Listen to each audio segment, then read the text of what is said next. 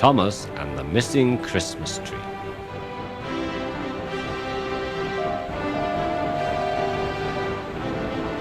Every Christmas there is a carol concert on the island of Sodor. The town band plays and lots of people come to sing carols round the Christmas tree. Afterwards there is always a special treat for the children.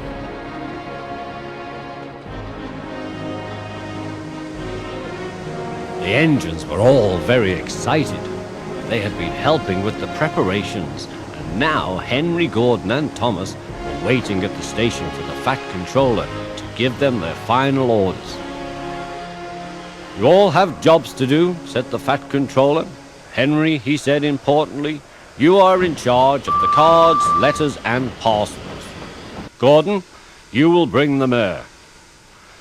The Fat Controller paused impressively. "And Thomas, you will have the most important job. I want you to fetch the Christmas tree. Duck will look after Annie and Clarabelle until you get back." Thomas beamed with pride. "Yes, sir," he said. "Will we be able to sing the carols too?" "We'll see," promised the Fat Controller. That night, the other engines sulked in their shed. "Why should Thomas go?"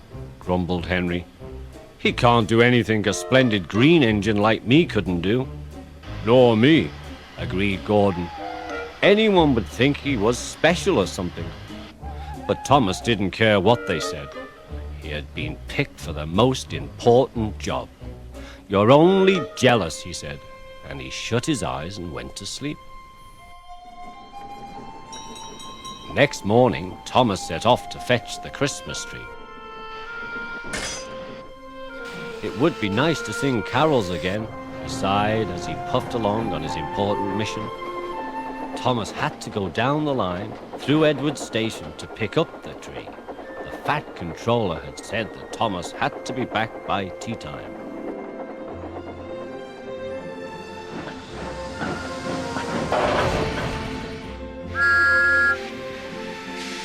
Thomas picked up the tree safely, set off on the return journey.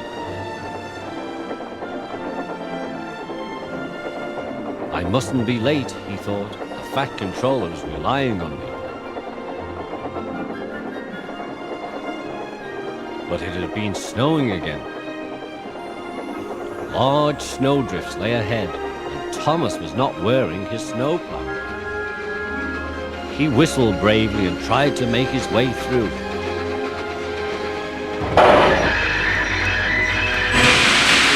He ran into a snowdrift and tried to turn his wheels, but it was no good. He was stuck. Suddenly the wind blew the snow all over him.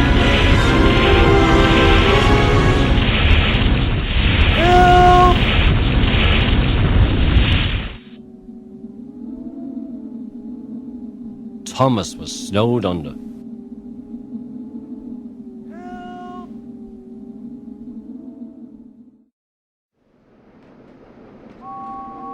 Back at the station, it had been snowing too. The workmen rushed off to fetch their shovels to clear a path for the visitors. The other engines waited for Thomas to come back. They waited and waited. "Perhaps he's stuck in a tunnel somewhere," suggested Gordon. Henry let off steam indignantly. "Phew!" he said. "He's much more likely to have been turned onto the branch line." "It could have run into a cow," suggested Donald. "Silence," said the Fat Controller. "We know that Thomas collected the tree safely, but now the snow has brought down the telephone wires. We must assume that Thomas is stranded somewhere near Edward Station." The engines all felt sorry for poor Thomas. "We're not going to leave him there, sir, are we?" asked Douglas. "Certainly not," said the Fat Controller. "I will need 2 volunteers to go and find Thomas." All the engines hooted at once. They all wanted to help to rescue Thomas. The twins, Donald and Douglas, were chosen for the job. Quickly, the men fetched the snowplows, and the driver and fireman checked each one to see that everything was ready for the journey. Soon, Donald and Douglas set off to the rescue, feeling cold but confident. Good luck, the other engines whistled as the twins left the yard.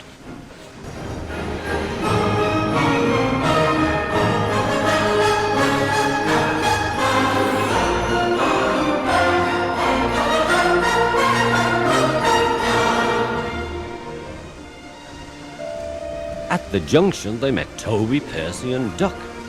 The Fat Controller has cancelled all trains until Thomas is found, said Duck, so take care. Come back safely with Thomas and the missing Christmas tree, added Toby.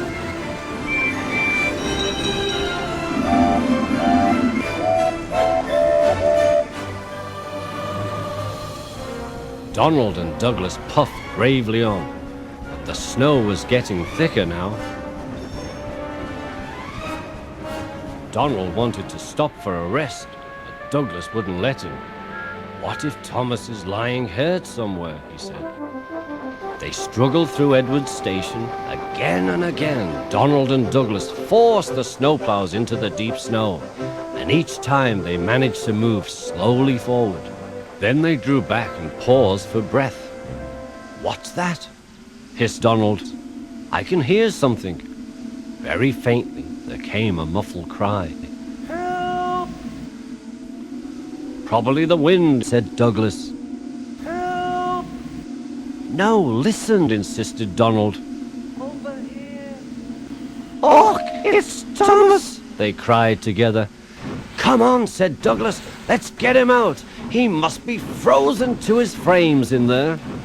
The men began to dig the snow away.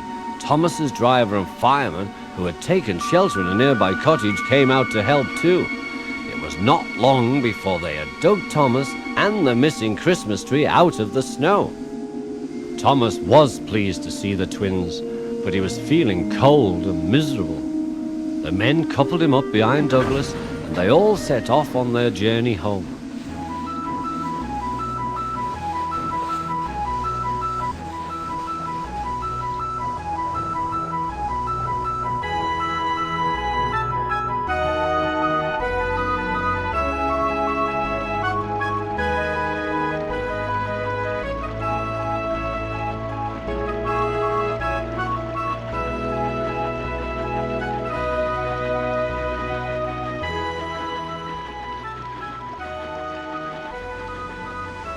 When the engines arrived at the station, everyone gave Thomas such a warm welcome that he began to feel quite cheerful again. The Christmas tree was quickly unloaded, put into its tub, and decorated for the carol concert.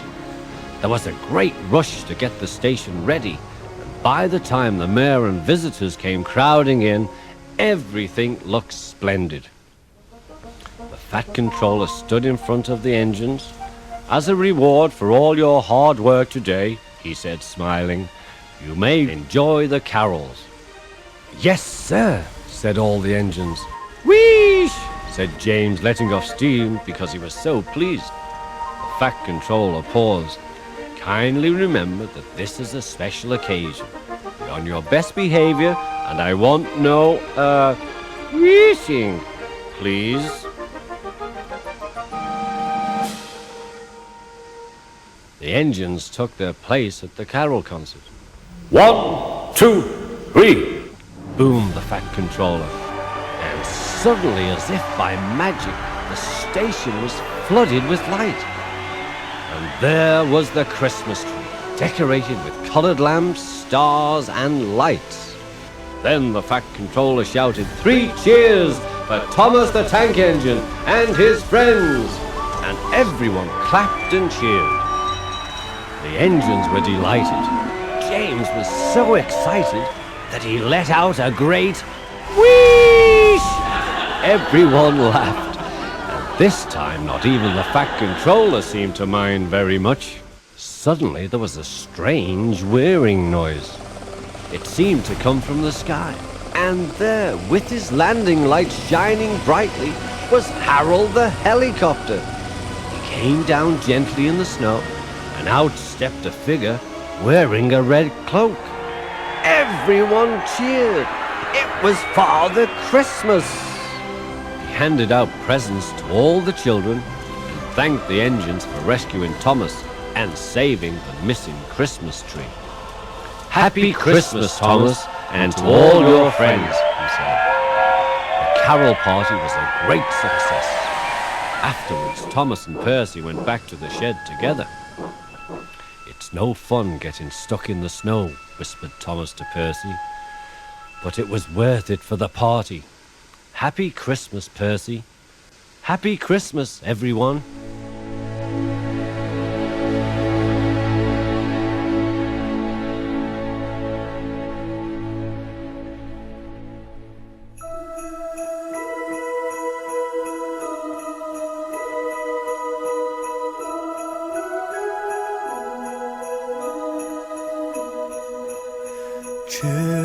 Children sleeping, snow is softly falling. Dreams are calling like bells in the distance. We were dreamers not so long ago, but one by one we all had to grow up. When it seems the magic slipped away, we find it all again on Christmas Day. Believe in what your heart is saying. Hear the melody that's playing. There's no time to waste. There's so much to celebrate. Believe in what you feel inside and give your dreams the wings to fly. You have everything you need if you just believe. Trains move quickly to their journey's end.